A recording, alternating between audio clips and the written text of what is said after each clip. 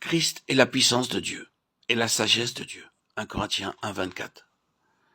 Notre confiance en nos propres forces vient de notre confiance en notre sagesse, qui s'imagine pouvoir servir Dieu parce qu'elle connaît la parole de Dieu. Cette sagesse humaine qui se saisit de la parole de Dieu est le plus grand danger qui puisse menacer l'Église. Car c'est par ce subtil artifice que le croyant se laisse entraîner à continuer par l'effort de la chair ce qu'il avait commencé par l'esprit. Pour nous préserver de ce danger, nous devons recourir au Saint-Esprit, vouloir qu'il nous enseigne, avoir une sainte terreur de marcher selon la chair, obéir avec docilité de l'obéissance à laquelle Christ promet l'Esprit, et croire que la puissance de l'Esprit nous fera vivre d'une vie divine. Voilà ce qui nous mettra à l'abri de tout péril. Cherchons à réaliser pleinement que la chair et l'Esprit sont les deux principes de toute vie humaine.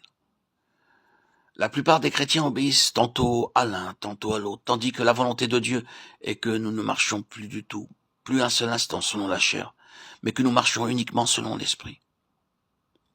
Que cette volonté de Dieu soit la nôtre aussi. C'est pour cela que le Saint-Esprit nous a été donné. Veuille notre Dieu nous faire voir que le Saint-Esprit peut nous affranchir entièrement de la vie de chair et nous faire vivre par sa présence en nous d'une vie toute nouvelle de la vie de Christ, qui est notre vie. Alors nous pourrons dire, je vis non plus moi-même, mais Christ vit en moi. Galates 2:20. L'Épître aux Galates doit enseigner à l'Église que la justification par la foi n'est que le premier pas dans la vie chrétienne, et qu'ensuite, il faut marcher par l'Esprit. Retournons à ce que prêchait Jean-Baptiste, au Christ qui ôte le péché du monde, au Christ qui baptise du Saint-Esprit. Jean 1:29. Matthieu 3:11. Pourquoi s'en tient-on généralement à croire que Jésus ôte le péché du monde? Jean 1:29, sans croire aussi qu'il baptise du Saint-Esprit.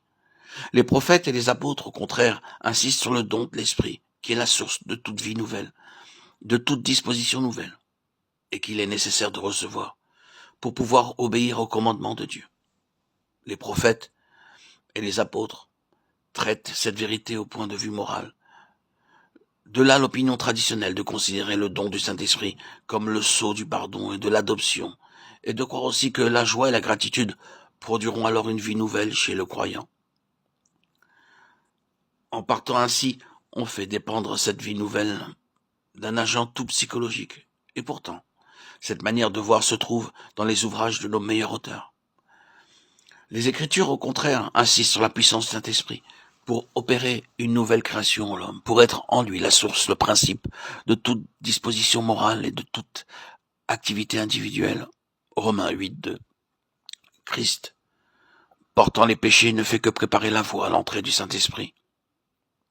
Jean 7:39.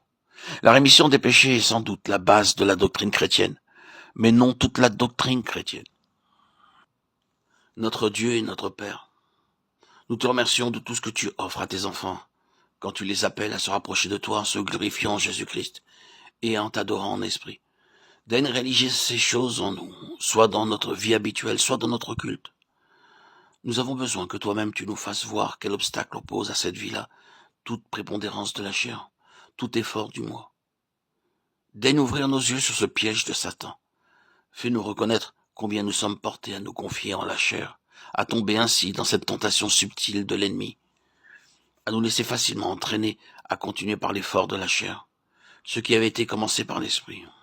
Oh, puissons-nous apprendre à nous confier en toi seul, à attendre de toi que tu produises en nous le vouloir et le faire selon ton bon plaisir. Philippiens 2:13. Daigne aussi nous enseigner comment on peut dominer la chair et briser son empire. Par la mort de ton Saint-Fils, notre vieil homme a été crucifié avec lui. Enseigne-nous à regarder toute chose comme une perte pour être rendu conforme à cette mort, pour voir notre nature déchue rester dans la mort. Nous plaçons sous la direction de ton Saint-Esprit. Nous croyons que par l'Esprit, Christ est notre vie, en sorte qu'au lieu d'une vie d'effort et de travail, c'est une vie toute nouvelle qui opère en nous. Notre Père, avec confiance et foi, nous renonçons à tout pour que ton Esprit devienne notre vie. Amen.